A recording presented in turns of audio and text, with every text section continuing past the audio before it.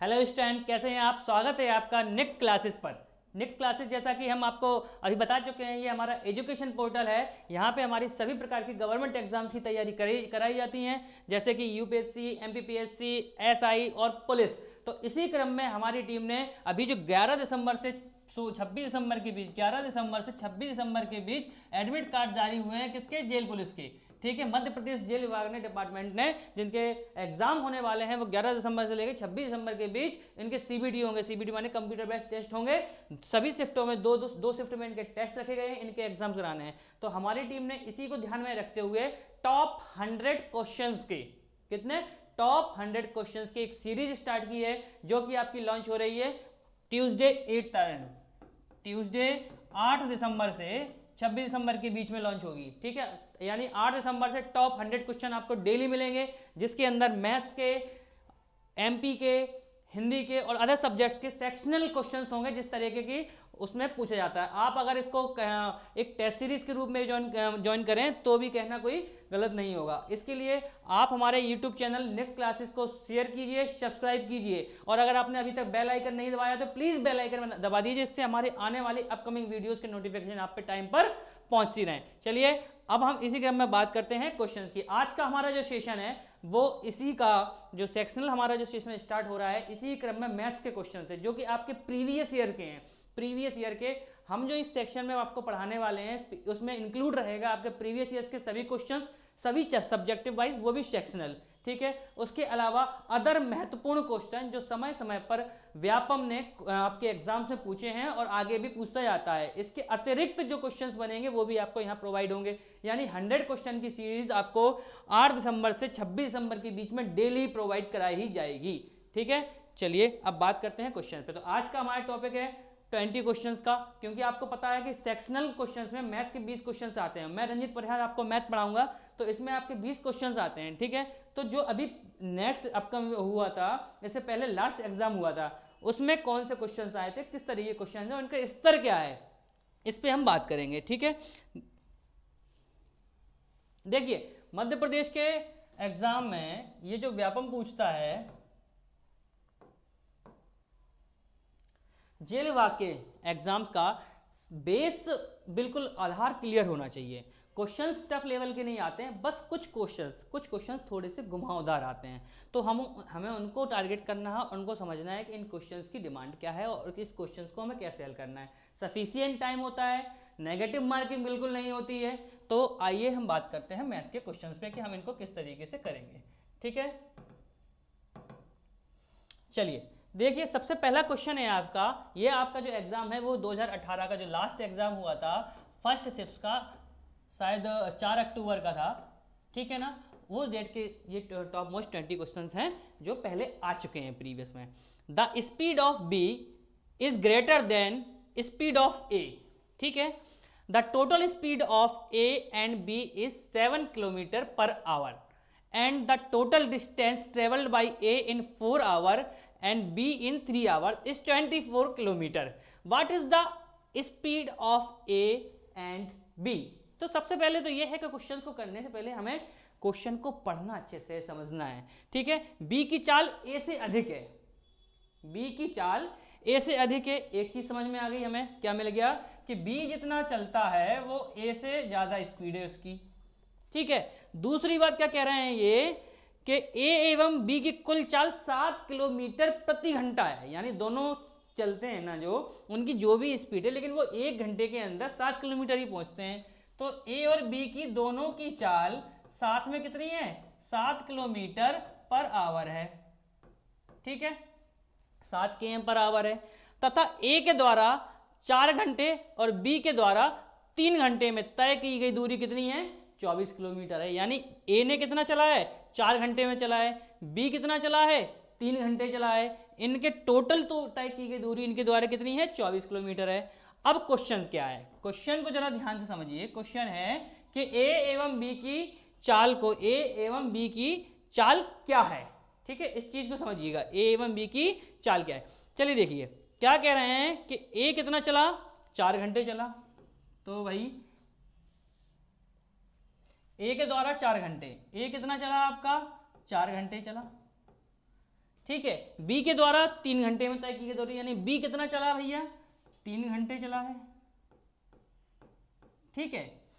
ए 4 घंटे चला है, बी 3 घंटे चला है, इनके द्वारा तय की गई दूरी टोटल कितनी हो रही है आपकी, 24 किलोमीटर हो रही है। इस चीज को समझिए, क्या कह रहे हैं कि ए 4 घंटे चला है, बी 3 घंटे चला है, बी कितना चला है आपका, 3 घंटे चला है, ठीक है। और इनके द्वारा तय की गई दूरी कितनी है, 24 किलोमीटर है।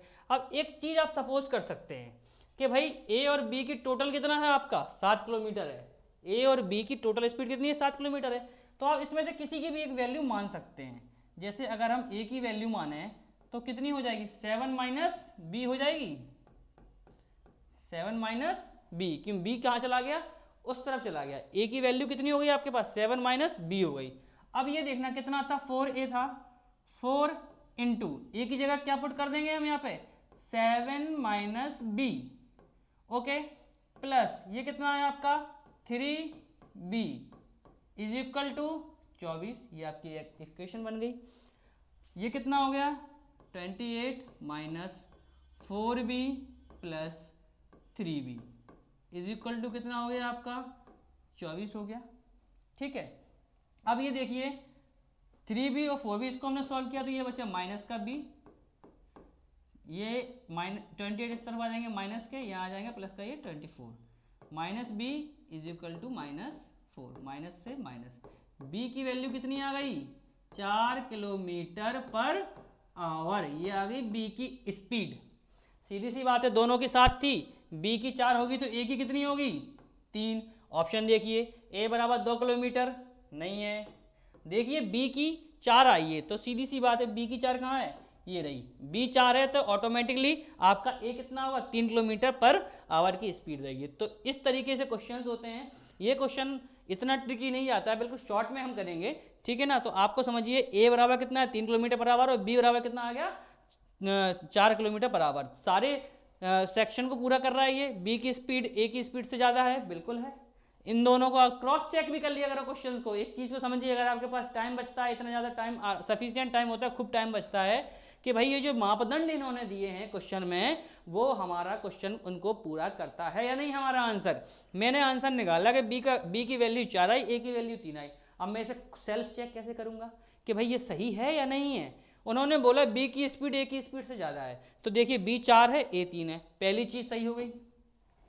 उन्होंने बोला ए और बी को अगर हम साथ में चला दें तो वो 7 किलोमीटर दौड़ पाते हैं, तो चला दीजिए, 4 और 3 7, दूसरी शर्त भी पूरी हो गई। अब हमारा क्वेश्चन 100% सही हो गया, ठीक है ना। तो इस तरीके से हम सॉल्यूशन करेंगे। अब आते हैं हम दूसरे क्वेश्चन पे। नेक्स्ट क्वेश्चन है हमारा, देखिए जरा,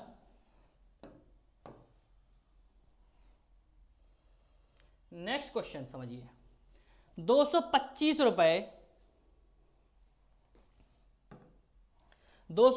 रुपए की अंकित मूल्य वाली एक मेज पर 30% की छूट की घोषणा की गई है, ठीक है। और मेज का विक्रय मूल्य क्या होगा।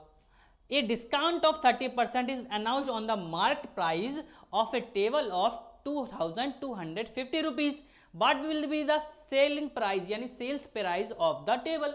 तो एक चीज हमेशा याद रखना, एक क्वेश्चन इसमें से अधिकतर पूछा जाता है कि डिस्काउंट जो हम देते हैं वो किस पर देते हैं। तो समझना कि प्राइस कौन कौन से होते हैं हमारे, एक तो कॉस्ट प्राइस होता है, एक सेलिंग प्राइस होता है, एक और होता है इसमें एमआरपी जिसे बोलते हैं हम, मैक्सिमम रिटेल प्राइस होता है, या मार्क प्राइस भी आप कह सकते हो उसे। वो क्या होता है आपका अंकित मूल्य होता है, क्या होता है आपका अंकित मूल्य होता है, मार्क प्राइस बोलते हैं। क्या बोलते हैं हम उसको, मार्क प्राइस। यानी मार्क प्राइस का मतलब है किसी चीज पे आप कितने रुपए लिखते हो। तो जब भी आपको डिस्काउंट दिया जाता है वो मार्क प्राइस पे दिया जाता है, ना कि सेलिंग प्राइस पे और ना ही कॉस्ट प्राइस पे। ये क्वेश्चन अधिकतर बनता है कि डिस्काउंट यानी छूट या बट्टा आपको किस मूल्य पर दिया जाता है, किस पर दिया जाता है। तो आंसर है हमारा ये सारी चीजें सिर्फ और सिर्फ अंकित मूल्य पर ही दे होंगी। ओके, चलिए, अंकित मूल्य का मतलब है, आप देखिए क्या है, 2250 रुपए का अंकित मूल्य है, 30% की छूट दे रहे हैं, तो मेज का विक्रय मूल्य क्या होगा। एक चीज है परसेंटेज में, आप समझिए कि अपने आप में कोई चीज कितने परसेंट होती है, 100% होती है। तो भाई ये 2250 रुपए कितना है, अपने आप में 100% है। 30% की इसमें क्या दे रहे हैं, वो आपको छूट दे रहे हैं। जब 30% की छूट दे रहे हैं तो 70% आपसे ले रहे होंगे, तो अब आपको 30% की छूट के बाद वो जो आपको बेच रहे हैं वो 70% में बेच रहे हैं। तो सीधी सी बात है, हमें क्या करना है, 2250 का 70% निकाल देना है, तो हमारा विक्रय मूल्य निकल आएगा। अब हमें क्या करना है, 2250 रुपए का 70% निकालना है। तो 70 इंटू बट अपॉन ये कितना हो जाएगा 100,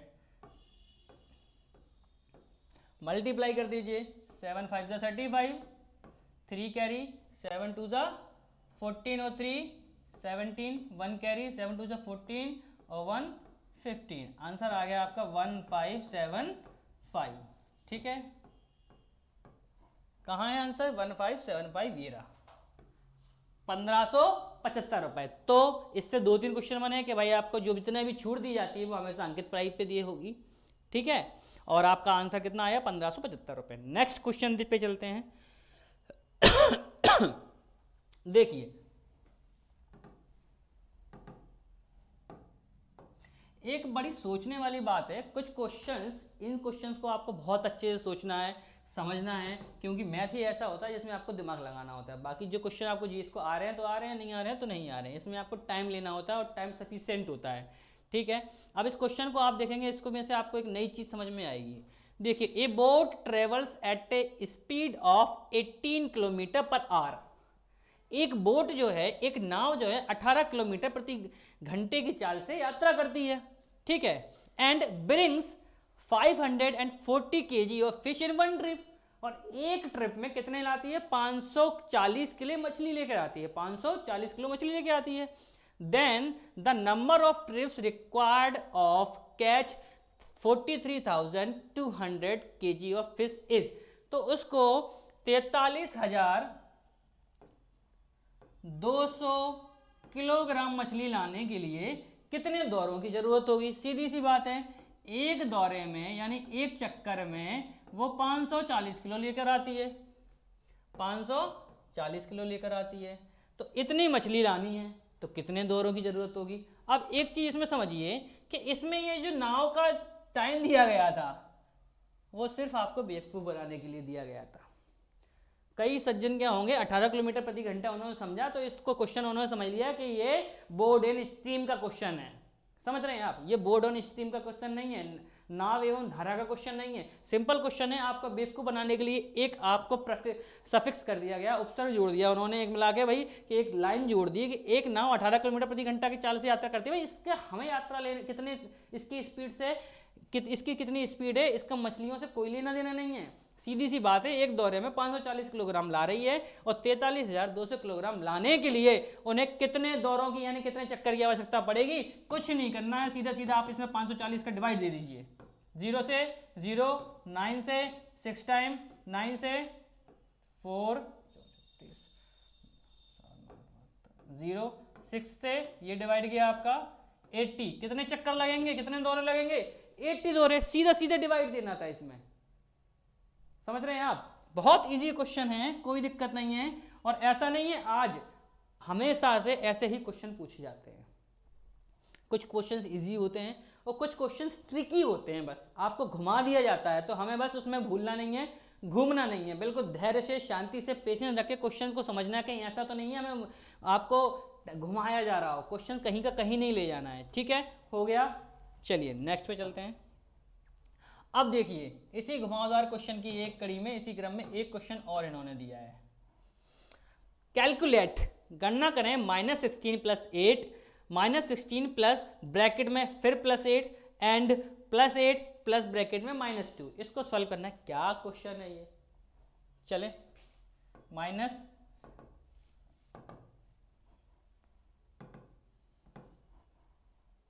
-16, ठीक है, +8 लिख दिया भाई।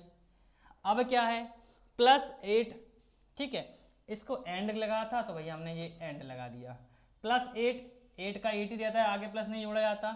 प्लस ब्रैकेट के बाद यदि माइनस होता तो अंदर के साइन चेंज हो जाते, बट हेयर ब्रैकेट के बाद यहाँ पे माइनस नहीं है, प्लस है, तो एज इट इज रहने वाला है। ये हो जाएगा -2। -16 में से 8 गए तो -8, और यहाँ पे क्या बचेगा एंड में 6। तो देखिए -8 एंड 6 कहाँ है आंसर आपका, ये रहा। डी वाला। माइनस प्लस का विशेष ध्यान रखना, थोड़ी सी में गलती हो जाती है। ये देखो सेम लग रहा है 8 एंड 6, तुरंत आप इस पर टिक करा दे, तो यहाँ पे क्या है -8 और 6, इसलिए आंसर क्या होगा इसका 6 वाला होगा। ठीक है, चलिए नेक्स्ट पे अगला क्वेश्चन।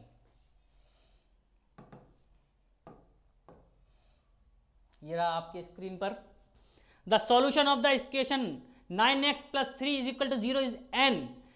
समीकरण 9x + 3 = 0 का एक हल है। भाई इसका कौन सा हल होगा जब हम इसको सॉल्व करेंगे। अब एक चीज समझिए, इससे पहले आप बेसिक समझना जरूरी है। प्राकृतिक संख्या कौन सी होती हैं? 1 से लेके इन्फिनिटी तक, ये आपकी प्राकृतिक संख्या होती हैं। परिमेय संख्या कौन सी होती हैं? जो फ्रैक्शन मोड में हो, ठीक है ना। परिमेय संख्या होती है जो P/Q के फॉर्म में हो, P/Q के फॉर्म में हो। लेकिन एक चीज और इसमें है, where Q is not equal to 0। Is that clear? Q is not equal to 0, यानी ये अगर न्यूमरेटर और ये डिनोमिनेटर, ये अंश है, ये हर है, तो हर को जो है कभी भी 0 के बराबर नहीं होना चाहिए। जैसे कि 2/5 परिमेय संख्या है, बिल्कुल एग्री, परिमेय संख्या है। लेकिन अगर इसको हमने 2/0 कर दिया तो ये परिमेय संख्या होगी? बिल्कुल नहीं होगी, क्योंकि किसी भी संख्या के नीचे अगर 0 हो तो उसका मान क्या हो जाता है? इनफाइनिटी हो जाता है। इसलिए इस चीज का विशेष याद रखना है कि परिमेय संख्या कौन सी होती है? वो संख्या होती है जो फ्रैक्शन मोड पे होती है, P/Q के फॉर्म में हो, where Q is not equal to 0। Focus करना इस चीज के लिए, Q is not equal to 0। Next आपका ऋणात्मक पूर्णांक। पूर्णांक कौन से होते हैं? इंटीजर्स कौन से होते हैं? जो -∞ से चालू थे, यानी कहेंगे -1, -2, -3, ठीक है। यहाँ पे 0, +1, +2, +3, यानी माइनस और प्लस के इनको संख्याओं को मिला के -∞ से लेकर इन्फिनिटी तक जब हम जाते हैं तो वो आपके पूर्णांक यानी इंटीजर्स कहलाते हैं, ठीक है।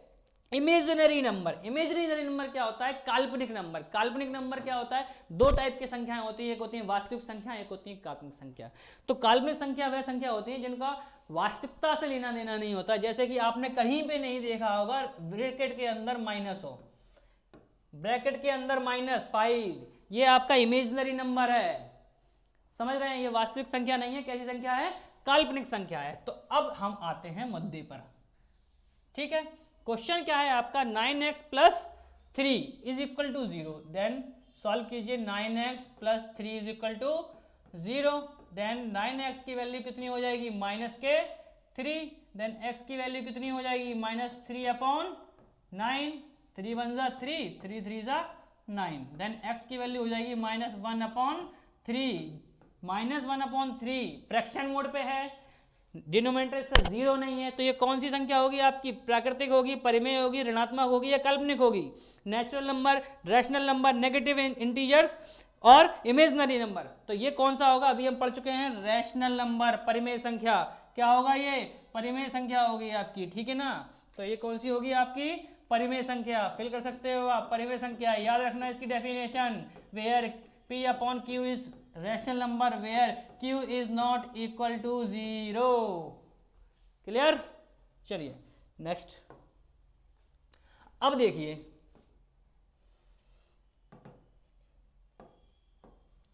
प्रोबेबिलिटी का क्वेश्चन है, ये आपका प्रोबेबिलिटी का क्वेश्चन है, इजी क्वेश्चन है, घबराने की जरूरत नहीं है बिल्कुल। There are 45 electric bulbs in a box out of which 20 are defective. ठीक है ना। किसी एक बक्से में 45 बिजली के बल्ब हैं जिनमें से 20 दोषपूर्ण है यानी खराब है, डिफेक्टिव है। If one bulb is chosen at the random from this box, अगर इसमें से याद रक्षा एक बल्ब हम उठाते हैं, ठीक है, then what is the probability that the chosen bulb is defective. तो इसकी प्रायिकता क्या होगी कि जो लिया गया बल्ब है एक, वो कैसा डिफेक्टिव है। यानी सीधी सी बात है, एक कोई बॉक्स है, ये आपका बॉक्स है, ठीक है, इसमें ये करीब 45 बल्ब भरे हुए हैं, ठीक है, 45 बल्ब है और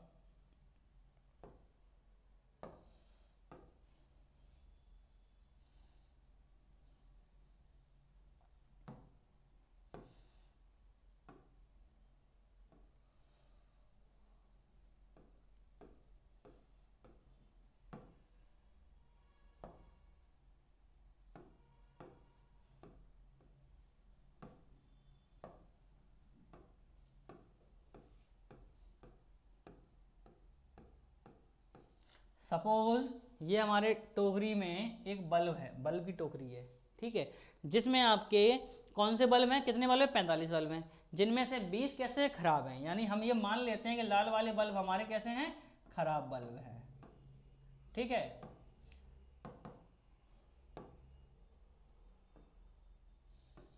लाल वाले बल्ब हमारे कैसे हैं, ये खराब है, ठीक है। और ये जो जल रहे हैं पीले वाले बल्ब हैं, ये कैसे सही बल्ब हैं, सही बल्ब हैं, ठीक है। टोटल बल्ब कितने हैं इस टोकरी के अंदर, 45। तो खराब बल्ब कितनी संख्या है, 20, यानी खराब बल्ब की संख्या कितनी है, 20।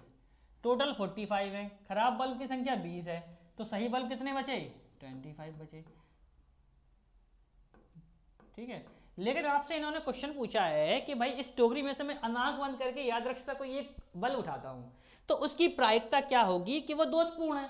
प्रायिकता का फॉर्मूला क्या होता है भाई, ये प्रायिकता यानी प्रोबेबिलिटी, प्रोबेबिलिटी आपकी क्या होती है कि भाई आपको जो उठाना है, जो क्वेश्चन यानी कौन सा उठाना है, खराब बल्ब उठाना है, तो खराब बल्ब की प्रोबेबिलिटी PA/PB होता है, ये प्रायिकता का फॉर्मूला होता है। यहाँ पे PA की वैल्यू वो होती है जो हमें चाहिए होता है, चाहिए क्या आपको, खराब बल्ब चाहिए, तो खराब बल्ब की संख्या कितनी है, 20 है। और ये PB क्या होता है, टोटल नंबर ऑफ वस्तुओं के होता है, टोटल नंबर ऑफ जो अपने पास आर्टिकल्स हैं जिनकी बात हम कर रहे हैं, PB होता है। तो भाई कितनी है ये संख्या, 45 है। सॉल्व कर दीजिए, 5 से 9 टाइम, 5 से 4 टाइम, ठीक है। तो अब प्रायिकता आपकी क्या आई, प्रोबेबिलिटी कितनी आ गई इसमें, 4/9। प्रोबेबिलिटी कितनी आ गई, 4/9, यानी इसकी प्रायिकता कितनी आ गई, खराब बल्ब होने की प्रायिकता 4/9। कहाँ है इसमें, ये रहा, कौन सा आंसर सही है, पहला वाला, ये प्रायिकता का क्वेश्चन था, ठीक है। चलिए नेक्स्ट पे बात करते हैं। अब देखिए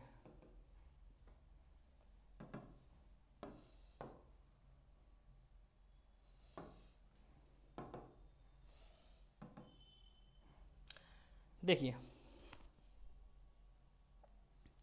आपका 486 के साथ एक लघुत्तम संख्या गुणा करने पर एक पूर्ण वर्ग संख्या प्राप्त होती है। कैसी संख्या प्राप्त होती है, एक पूर्ण वर्ग संख्या प्राप्त होती है।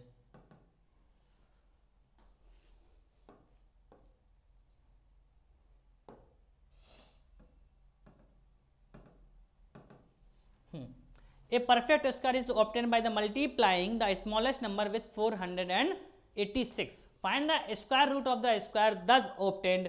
486 के साथ एक लघुत्तम संख्या का गुणा करें। लघुत्तम संख्या का मतलब यहाँ पे एलसीएम लेना नहीं है, मिनिमम नंबर, मिनिमम जो छोटी से छोटी संख्या हो सके वो आपकी लघुत्तम नंबर कहलाएगा।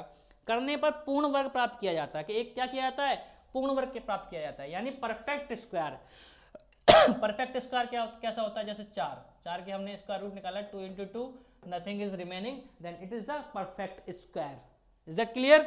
एक पूर्ण वर्ग प्राप्त किया जाता है। इस प्रकार प्राप्त वर्ग का वर्गमूल ज्ञात कीजिए। तो हमें इसका क्या ज्ञात करना है, वर्गमूल ज्ञात करना है। तो अच्छा देखिए इसमें सबसे पहली बात तो 486, इस टाइप के क्वेश्चन के लिए हमें विशेष कोई फॉर्मूला, कोई सूत्र, किसी चीज की जरूरत नहीं है। एक कॉमन सेंस आपका 6 क्लास का बच्चा भी इसमें लगा सकता है, ठीक है। कह रहे हैं 486। चलिए ठीक है। अब देखिए 22 का स्क्वायर कितना होता है, 484, अच्छे से जानते हैं हम, ठीक। ये कितना है, 486, ठीक है।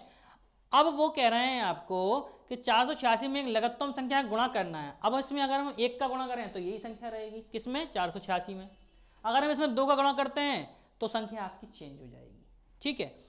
लेकिन वो कह रहे हैं वो संख्या कैसी होनी चाहिए, पूर्ण वर्ग भी होनी चाहिए।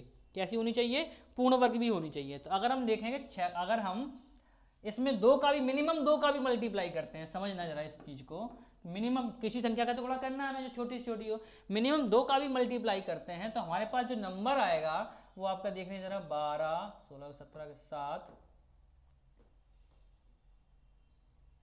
972 आया। कितना आया, 972, ठीक है। 972 यानी 26 के स्क्वायर से ही बड़ा है। 26 का स्क्वायर कितना होता है आपका, 26 का स्क्वायर कितना होता है आपका, 676। ये बहुत स्क्वायर और क्यूब याद कर लेना।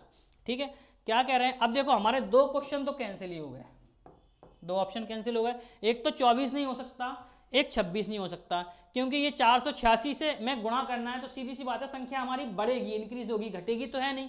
तो मल्टीप्लाई करने के लिए इन्होंने 24 लगा, 24 तो हो नहीं सकता, ठीक है ना। तो एक चीज़ है कि ये क्लियर हो गया, ये कैंसिल हो गया और ये 26 कैंसिल हो गया। अब देखिए कहीं हमें मल्टीप्लाई करना है और वो स्क्वायर कैसा हो आपका, परफेक्ट स्क्वायर हो, कैसा हो आपका, एक परफेक्ट स्क्वायर हो। तो 486 में अगर हम मल्टीप्लाई करते जाएंगे तो आपका क्या है, एक तो देख लीजिए आप यहाँ पे 48 का करके देखिए कितना, 486 का मल्टीप्लाई करने पर 48 से कितने आ रहा है, ठीक है, 48 का और एक ये 54 का, ठीक है। 54 का हमने मल्टीप्लाई किया तो हमारा ये आ जाएगा 16, 416 420 और 21, ठीक है, 216 5 20 के 0 5 20 और 2 22 6 1 4 2।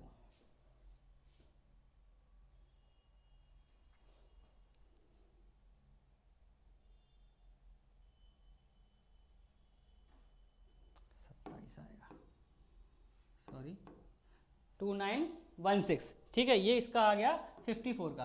तो अब हमें मल्टीप्लाई किस में करना था, 486 में मल्टीप्लाई करना था। आप 486 में आप मल्टीप्लाई करते हुए देखेंगे इसी क्रम में, तो अगर हम देखिए यहाँ पे कि 8 का 8 से मल्टीप्लाई करते हैं, यूनिट नंबर पे पहुँचना है, इकाई के अंक पे पहुँचना है हमें, 8 का 8 से मल्टीप्लाई करेंगे तो इकाई का अंक कितना आएगा, 4 आएगा, और 4 का 4 से मल्टीप्लाई करते हैं, इकाई का अंक कितना आ गया यहाँ पे आपका 6 आ रहा है,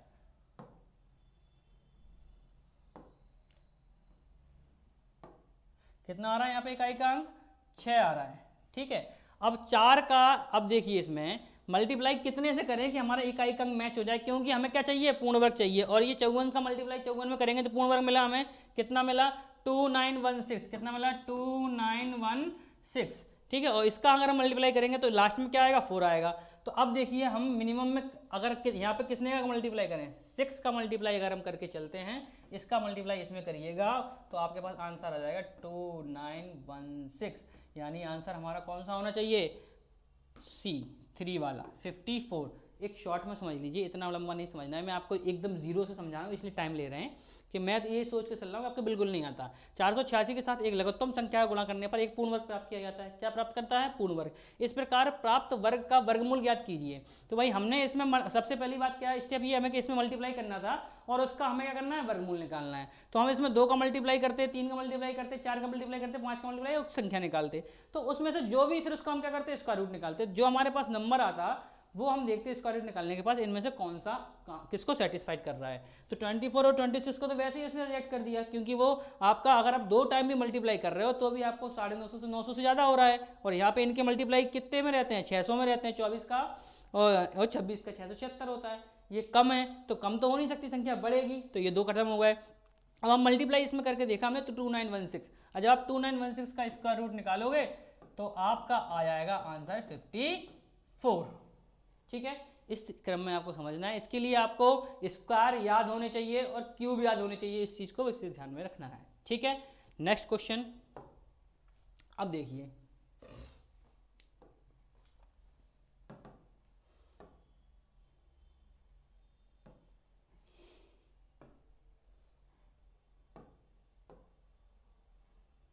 देखिए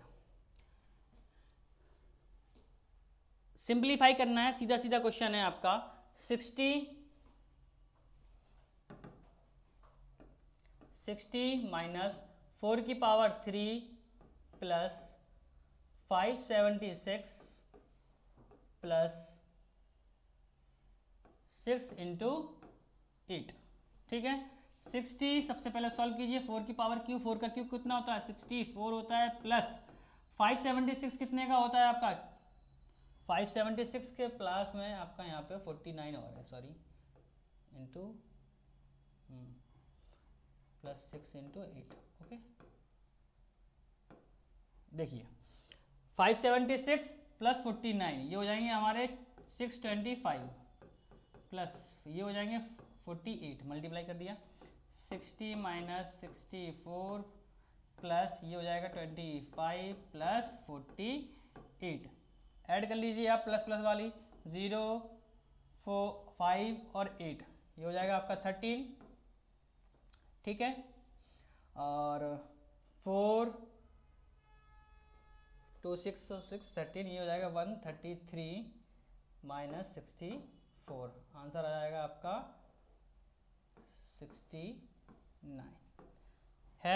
ऑप्शन में 69 ये रहा था, आंसर क्या है आपका 3 बार आया। तो सिंपल सा था, आपको इसको रूट को तोड़ना है, उसके बाद बोर्ड मास को फॉलो करना है, bracket of division, multiple of add subtract, तो आपको बोर्ड मास के रूल को अकॉर्डिंग ही चलना है मैथ में हमेशा, ठीक है। नेक्स्ट देखिए, अब देखिए इसको, ये क्वेश्चन घुमाने के लिए दे दिया, थोड़ा सा आपको समझना है। कुछ खिलौने, some toys by distribute equally among 18 children in such a way that the number of toys each child get is equal to the total number of children and after distribution 6 toys left out. What was the total number of toys? ठीक है, देखिए समझिए, मैं इसको कराने के लिए आपको 20 क्वेश्चन है, ज़्यादा से ज़्यादा मैं आपको 10 मिनट से 8 मिनट में सॉल्व करा सकता हूँ, लेकिन फिर आपको उसकी बेसिक्स समझ में नहीं आएगी। आप इसको बेसिक समझिए, क्वेश्चन कीजिए और घर पर प्रैक्टिस कीजिए ज़्यादा से ज़्यादा। हमारे चैनल को, नेक्स्ट क्लासेस को सब्सक्राइब कीजिए, आपको उसमें मंडे से ट्यूसडे से आपको ये क्वेश्चन तो कल भी मिलेंगे, मैथ्स के जीएस के क्वेश्चन कल भी मिलेंगे, बट 8 तारीख यानी मंगलवार से आपको टॉप 100 क्वेश्चंस आपको यूट्यूब पे डेली प्रोवाइड करा दिए जाएंगे। और अगर आप इन सारे क्वेश्चंस की यानी प्रीवियस ईयर के क्वेश्चंस की और नई जो टेस्ट सीरीज हमारी चालू होने वाली है उनकी पीडीएफ प्राप्त करना चाहते हैं, तो हमारे टेलीग्राम चैनल, इस पर टेलीग्राम चैनल नेक्स्ट क्लासेस के नाम से, उसको वीडियो में उसकी डिस्क्रिप्शन दी गई है, उसको ज्वाइन कर लीजिए, जिससे आपको सभी जो यहाँ पे पढ़ाया जाता है उसकी पीडीएफ प्राप्त हो सके, ठीक है। सम टॉयज, अब देखिए क्वेश्चन, कुछ खिलौने हैं जिन्हें 18 बच्चों के बीच इस प्रकार समान रूप से वितरित किया गया कि प्रत्येक बच्चे के खिलौनों की संख्या बच्चों की कुल संख्या के बराबर है। जितने खिलौने हैं उतने ही बच्चे हैं, और मतलब कि कुल 18 बच्चों की संख्या इस प्रकार समान से वितरित किया गया, यानी जितने बच्चे हैं, सपोज किया हमने कि x बच्चे हैं, कितने बच्चे हैं आपके पास, x बच्चे हैं, और आपको खिलौने जो सबको बांटे गए सबको x ही बांटेगा। अगर 10 बच्चे हैं तो प्रत्येक बच्चे को 10-10 खिलौना मिला है, ठीक है ना। ये चीज़ इनका कहने का मतलब है। और इन सबको बांटने के बाद 6 खिलौने मेरे पास फिर भी बच गए। तो सीधी सी बात है, एक नंबर आपको दिया गया है 18, कितना दिया गया है 18 दिया गया है, सॉल्व कर लीजिए आप, 18 से कर सकते हैं इजीली। 18 बच्चे हैं और सबको उतने खिलौने दिए गए हैं जितने बच्चे हैं, यानी कि 18 इंटू 18, हर बच्चे को 18 खिलौने तो मिले ही मिले हैं, तो टोटल खिलौने कितने हो गए, 18 का स्क्वायर होता है 324। फिर भी 6 खिलौने बच जाते हैं, उनको भी ऐड कर लो, 330। The number of toys is 330। कहाँ है ऑप्शन, ये रहे। क्लियर, चलिए नेक्स्ट क्वेश्चन पे।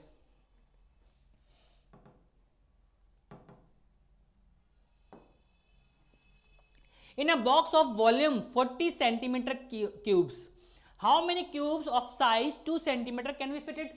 कहने का मतलब ये है कि आपके पास एक क्या है, घन है, ठीक है। सबसे पहले घन या क्यूब का फॉर्मूला क्या होता है, जो घन के आयतन का फॉर्मूला होता है, उसके वॉल्यूम का जो फॉर्मूला होता है L into b into h. क्या होता है formula, L into b into h, यानी L बी एच होता है, ठीक है। लंबाई गुणा चौड़ाई गुणा ऊंचाई, ये इसका फॉर्मूला होता है, ठीक है। अब वो कह रहे हैं आपको कि 2 सेंटीमीटर किनारे वाले कितने घनों को इसमें रखा जा सकता है। तो इसमें गलती मत कर देना बॉक्स के, भाई 40 सेंटीमीटर है, 2 सेंटीमीटर इसमें रख देंगे तो हमारे पास 20 बन जाएंगे, इसमें नहीं, ये क्यूब है। 2 इसकी, अगर इस टाइप का आपका कोई क्यूब है,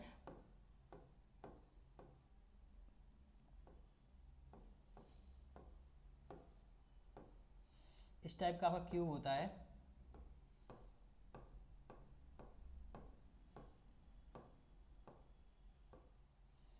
ठीक है।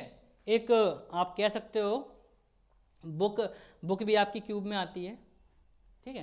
तो इस टाइप का क्यूब होता है, तो इसकी हाइट भी होती है, क्या होती है इसमें, हाइट भी होती है, ब्रेथ भी होती है, और आपकी लेंथ भी होती है, लंबाई भी होती है, ठीक है। तो L into breadth into height, हाँ हाइट, तीनों चीज़ों मिला के इसका फॉर्मूला बनता है। तो एक 2 सेंटीमीटर का एक किनारा है उसका, तो इसकी समान लंबाइयाँ होती हैं, किसमें, घन की कैसे होती हैं, समान लंबाइयाँ होती हैं। तो अगर 2 सेंटीमीटर इसकी लंबाई है तो 2 सेंटीमीटर इसकी क्या होगी, ऊंचाई भी होगी, और 2 सेंटीमीटर इसकी क्या होगी, लंबाई भी होगी, ऊंचाई भी होगी और चौड़ाई भी होगी, ठीक है। 2 सेंटीमीटर।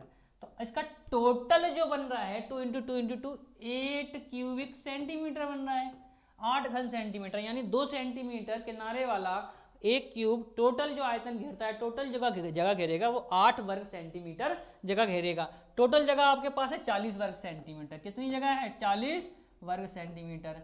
एक घेरता है 8 वर्ग सेंटीमीटर, तो इसकी जगह में कितने बन जाएंगे? 5 क्यूब्स बन जाएंगे कि नहीं बन जाएंगे? कितने क्यूब्स आएंगे इसमें? 5।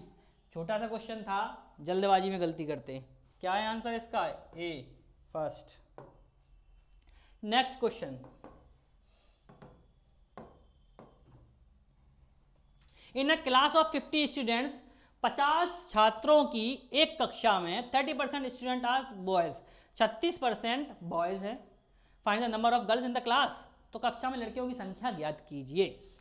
समझिए इस चीज को, आपके पास 30% कितने हैं? बॉयज हैं। बॉयज की संख्या कितनी है? 30%।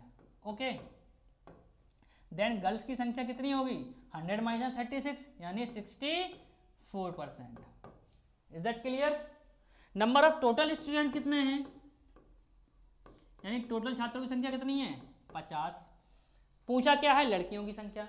50 में लड़कियों की संख्या कितनी है? 64%। कैसे आएगी? 64% निकाल लो बाबा।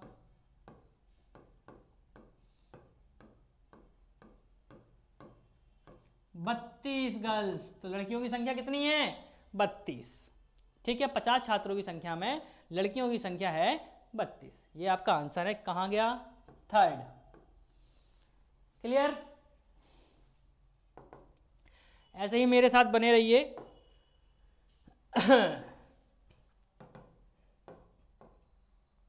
सारे कॉन्सेप्ट हमारे नेक्स्ट क्लासेस पर हर सभी प्रकार के कोर्सेज लॉन्च होने वाले हैं। ठीक है, हम यहाँ पे एसआई का कोर्स जल्दी से जल्दी लॉन्च होगा। अगर आप में से कोई बच्चे एसआई का तैयारी करना चाहते हैं तो free of cost PDF videos जितना भी स्टडी मटेरियल है हम आपको प्रोवाइड कराएंगे। इसके लिए आप हमारे चैनल को जरूर सब्सक्राइब कर दीजिएगा और बेल आइकन जरूर दबाइए। ठीक है ना? अगर आपके कोई फ्रेंड्स अगर एसआई या पुलिस की तैयारी या एमपीपीएससी की तैयारी कर रहे हैं तो आप उनको शेयर कीजिएगा, जिससे उनका भी कुछ अच्छा भला हो सके। हमारी हर सब्जेक्ट की सब्जेक्ट वाइज टीम है जो आपको गाइड करेगी। पहला क्वेश्चन, अब ये देखिए क्वेश्चन नंबर 13 है हमारा। क्वेश्चन नंबर 13 क्या कहता है? Which one of the following number is the greatest. देखिए व्यापम का स्तर ये है, निम्नलिखित में से कौन सी संख्या सबसे बड़ी है? बताओ। अब ये मत कर देना इसमें भी कंफ्यूज हो जाओ। कौन सी संख्या सबसे बड़ी है? 7 तो सब में ही दिख रहा है ना, यानी इकाई दाई unit ones tens hundred thousand में आप देखोगे 7 तो सब में ही है। तो दूसरा कौन सा देखोगे? 100। 100 वाला कौन सा है? 9। ये 0 है, ये 0 है, ये 2 है, तो ये क्या है? 9। सबसे बड़ा कौन सा होगा? 4 आंसर 7920। उसी एक संख्या से उन्होंने बना दिए कितने वाले नंबर्स। ठीक है, तो ये इसका क्वेश्चन था। हो गया भाई साहब। नेक्स्ट क्वेश्चन है हमारा। अब देखिए, लेकिन ये लॉजिकल क्वेश्चन है, अगर आता है आपको तो आप कर जाएंगे, नहीं तो इसमें फंसे रहेंगे क्वेश्चन में। Which one of the following has a cube with unit is digit 1। ये सारे क्या है? अपने आप में एक क्यूब है किसी चीज़ के। कितने? कोई क्यूब होंगे। तो ये बोल रहे हैं कि उसका यूनिट डिजिट क्या होगा, मतलब किसी ऐसे संख्या के कौन सा इनमें से एक ऐसा है उसका क्यूब है जिसके लास्ट में यूनिट डिजिट इकाई अंक 1 है। तो इकाई का अंक 1 है तो उसमें कितनी भी बार मल्टीप्लाई करते जाओ, चाहे स्क्वायर हो या क्यूब हो या पावर 4 हो, यूनिट में क्या आएगा? उसके 1 ही आएगा। कहाँ है उसमें? ये दिख रहा भाई साहब,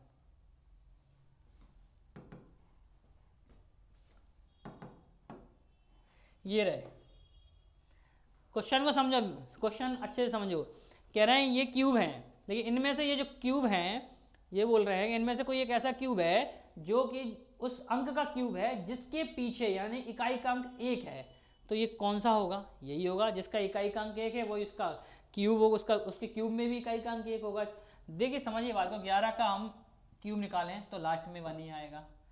21 का निकालें लास्ट में बनाएगा 51, 151, 531 का हम क्यूब निकालें, कुछ भी निकालें, लास्ट में क्या मिलेगा? हमें 1 ही मिलेगा। तो ये किसी भी संख्या का क्यूब हो जिसके लास्ट में 1 हो तो उसके आंसर में क्यूब में भी 1 ही होगा। तो इसमें कौन सा है? ये वाला है। हो गया, लॉजिकल क्वेश्चन था। Next 15 question.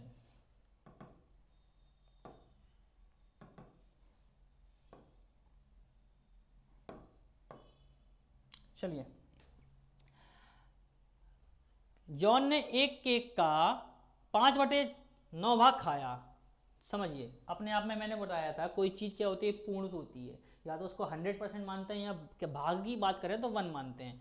सपोज कि टोटल भाग केक का कितना था अपने पास, या जॉन के पास 1 भाग था। कितना भाग था? 1 भाग था। तो उसने क्या किया, 5/9 भाग खा लिया। तो उसने पूरे भाग में से अगर 5/9 भाग खा लिया,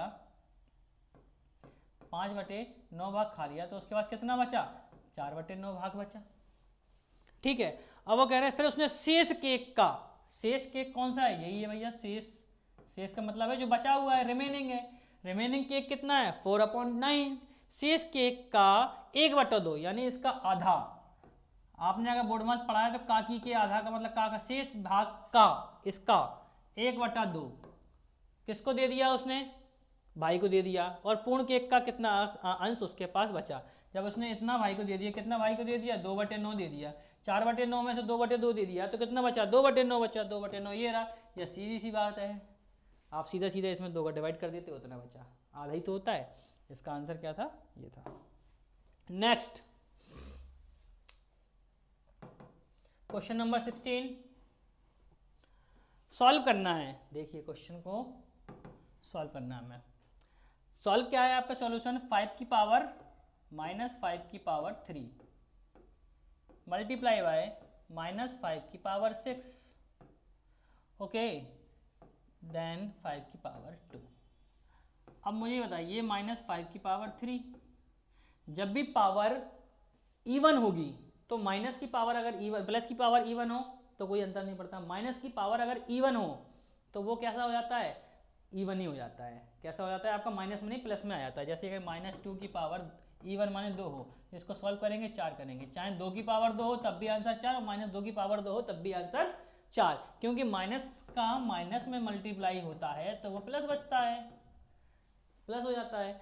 तो अब देखिए ये कैसा हो जाएगा आपका? माइनस भरे लगा है इसमें, लेकिन ये कैसा होगा? जब इसको हम सॉल्व करेंगे तो ये किस में आ जाएगी संख्या? प्लस में आ जाएगी। तो ये माइनस नहीं है। अब देखिए टोटल नंबर कितने हो रहे हैं? 6, 2 एंड ये 5 है। कितना है यहाँ पे? 5। कितना हो जाएगा total number of power? 13। 13 power even है या ऑड है? ऑड है। ऑड रहेगा तो साइन कैसा रहेगा? माइनस रहेगा। तो ये कैसा हो जाएगा आंसर आपका इसका? -5 की पावर 13 है कहीं इसमें? ये रहा पहला, -5 की पावर 13। अब ये देखिएगा 17 क्वेश्चन, हमें इसमें से इसको घटाना है। ठीक है, सिंपल सी बात है, a² में से a² घटाया जाता है, ab में से ab को घटाइए, b² में से b² को घटाइए, यानी जो जहाँ पे है उसको उसी से घटाइए। अगर आप a² में से a² घटाते हैं, इसके 2 तरीके हैं, या तो आप डायरेक्ट लिख लीजिए भाई किस तरीके से घटाने हैं इसको सीक्वेंस से, और अगर नहीं लिखना है, आपके पास टाइम है या कैलकुलेशन आपका हाई है, तो आप इजीली कर सकते हैं। देखिए जरा, -4 में से आप 4 चले जाएंगे, माइनस का 8a², माइनस का 8a² इसमें नहीं है, इसमें 8a² है लेकिन माइनस का नहीं है, माइनस का 8a² ये है। भाई मेरे अकॉर्डिंग आंसर ये रहा, कोई सॉल्यूशन नहीं करना पड़ा। अब हम सॉल्यूशन करके देखते हैं। देखिए क्या है हमारा, हमने लिखा 4 इसमें से इसको घटाना है, तो माइनस का 4a² सिक्वेंस से लिख देते हैं, प्लस का 6ab, ठीक है, और ये माइनस का 8b², ये क्या है 4a², माइनस का 11ab, और ये प्लस का आ गया आपका 7b², ये कितना था 8b² था। अब हमें क्या करना है, इसको माइनस माइनस पे क्या होता है, साइन चेंज होता है, ये माइनस का, ये प्लस का, और ये माइनस का। ये देखिए माइनस और माइनस कितना हो जाएगा, माइनस ही रहेगा, माइनस का 8a² जुड़ जाएंगे, और 6 और 11 कितने हो जाएंगे 17ab, एंड ये माइनस का हो गया, माइनस के आपके 15b²। देखिए माइनस का 8a² प्लस का 17ab प्लस का 17ab, माइनस का 15b² माइनस का 15b²। तो 2 तरीके, या तो आप इसको सॉल्यूशन कीजिए या कैलकुलेशन हाई कीजिए। मैं आपको सलाह दूंगा कैलकुलेशन हाई कीजिए, आपका टाइम बचता है। ठीक है, तो आपका इस तरीके से ये क्वेश्चन थे। नेक्स्ट क्वेश्चन है आपका, चलिए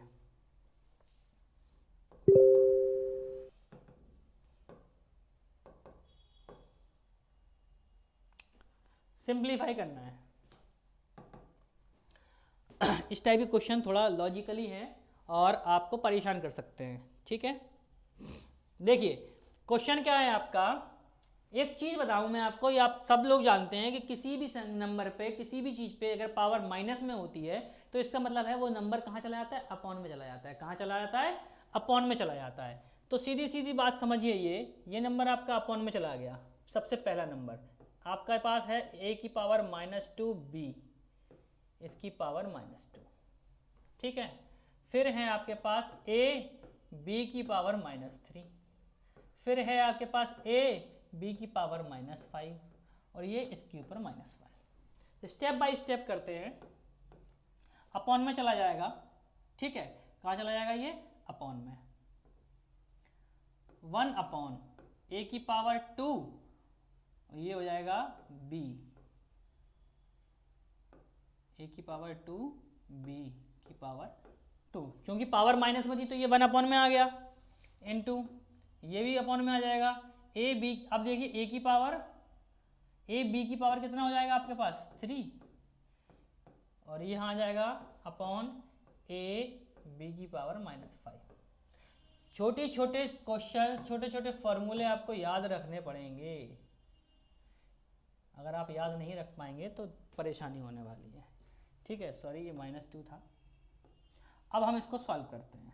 1 अपॉन, ये देखिए -2 क्या होगा, पावर में मल्टीप्लाई होता है तो माइनस की ही रहेगी, a की पावर -4, ये हो जाएगा b की पावर 2। देखिए ब्रैकेट में है, दोनों के ऊपर मल्टीप्लाई, यानी a b की पावर m होता है तो a की पावर m b की पावर m होता है, यानी ये हो जाएगा a की पावर 3 और ये b की पावर 3, ठीक है। और ये देखिए यहाँ पे 1 अपॉन a b की पावर -5। अभी हमने पढ़ा था कि पावर माइनस में हो तो संख्या कहाँ चली जाती है आपकी, अपॉन में चली जाती है, बटे में।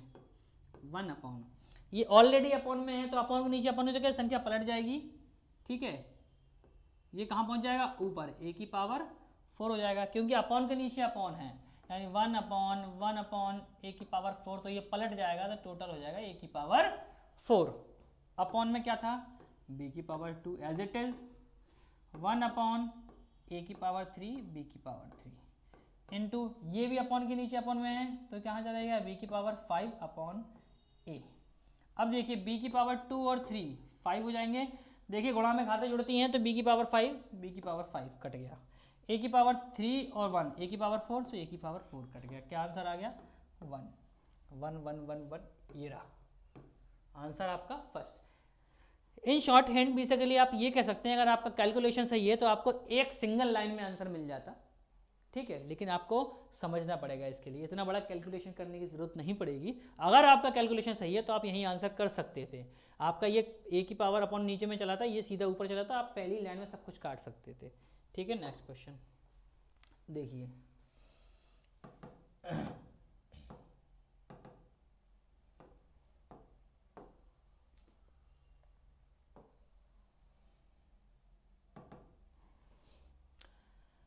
At which the value of k, the linear equation 3x minus 2y is equal to 13 and kx minus 8y is equal to 40 having no solution, no solution मतलब कोई हल नहीं है।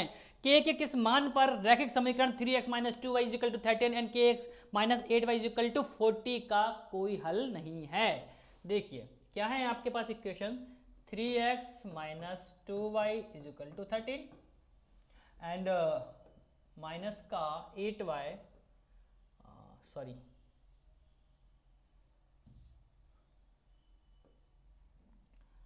kx माइनस का 8y is equal to 40। Solution कौन सा बोला है, नो सॉल्यूशन। नो सॉल्यूशन की क्या होती है, देखो 3 सॉल्यूशन होते हैं यहाँ के, यूनिक सॉल्यूशन होता है ना, या फिर इसका इन्फिनिटी सॉल्यूशन होता है, या नो सॉल्यूशन होता है। तो नो सॉल्यूशन की जो टर्म्स एंड कंडीशन होती है वो होती है a1 upon a2 is equal to b1 upon b2 is equal to नहीं है c1 अपॉन c2। ये है नो सॉल्यूशन की कंडीशन, ठीक है। तो यहाँ पे हम नाम दे दें तो ये आपका a1 है, b1 है, c1 है, a2 b2 c2। हमें वैल्यू किसकी चाहिए, k की, तो a1 स्टार्टिंग के हमें वैल्यू चाहिए, ले सकते हैं a1/a2 यानी 3/k इज इक्वल टू -2/-8 काट सकते हो आप, मल्टीप्लाई करो, क्रॉस मल्टीप्लाई, ये हो जाएगा आपका 2k इज इक्वल टू आ जाएगा 24, k की वैल्यू आ जाएगी आपकी 12। तो k के किस मान के लिए इस सॉल्यूशन का कोई हल नहीं है, यानी कोई हल नहीं है, नो सॉल्यूशन है, जब k की वैल्यू कितनी हो, 12 हो। ठीक है, 19 क्वेश्चन था हमारा। क्वेश्चन नंबर 20,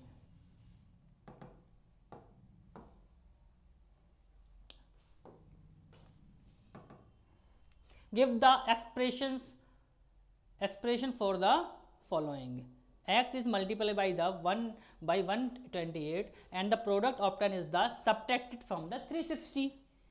भाई x को 128 से गुणा किया जाता है और प्राप्त गुणनफल को 360 से घटाया जाता है। क्या क्वेश्चन है, मान लिया ये x है आपके पास, इसको 128 से गुणा कर दो, ठीक है, जो आपका आंसर प्राप्त हो, क्या आंसर प्राप्त होगा इससे, 128 ही तो प्राप्त होगा, 128x, इसमें से क्या करना, इसको किस में से घटाना है, प्राप्त गुणनफल 360 से घटाया जाता है, तो 360 माइनस आपका 128x है कहीं, ये रहा 360 माइनस 128x,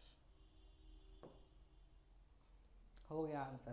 तो दोस्तों, स्टूडेंट्स, प्यारे साथियों, आप लोगों को अगर मेरा पढ़ाना अच्छा लगा हो तो प्लीज़ मेरे YouTube चैनल निक्स क्लासेस को जरूर सब्सक्राइब कीजिए, शेयर कीजिए और लाइक ज़रूर कीजिए। कमेंट में बताइए आपको कहाँ प्रॉब्लम आ रही है। और हमारा जो 8 तारीख से, आपको कल भी इसी टाइप के कुछ क्वेश्चंस लेकर मैं आपके सामने उपस्थित हो जाऊँगा। 8 तारीख से यानी ट्यूसडे से आपको टॉप 100 क्वेश्चन जेल प्रहरी के, किसके, जेल प्रहरी के, जो अभी हमारा जेल प्रहरी का एग्जाम चल रहा है, जेल प्रहरी के टॉप 100 क्वेश्चंस मैं लेकर आऊँगा, जिनमें हम प्रीवियस से रिलेटेड क्वेश्चंस, साइंस के, एमपी के टॉप मोस्ट क्वेश्चन जो अब तक एग्जाम ओरिएंटेड एग्जाम में पूछे जा चुके हैं, मैथ्स के और भी अदर सब्जेक्ट्स के क्वेश्चन आपको मिलेंगे। यानी 8 तारीख से लेकर 26 तारीख तक आप हमारे साथ जुड़े रहिए और इसमें आप हमारे साथ डेली के 100 क्वेश्चंस प्राप्त करेंगे। अगर आप पीडीएफ चाहते हैं, जो हम पढ़ेंगे उसकी हमें पीडीएफ चाहिए, तो आप हमारे टेलीग्राम चैनल से भी जुड़ सकते हैं, जिसकी लिंक डिस्क्रिप्शन में दी गई है। आज आप हमारे फेसबुक पेज से जुड़ सकते हैं, निक्स क्लासेस के नाम से है, निक्स टेक क्लासेस के नाम से हमारे आप फेसबुक पेज से भी जुड़ सकते हैं। ठीक है, बहुत बहुत धन्यवाद, आभार।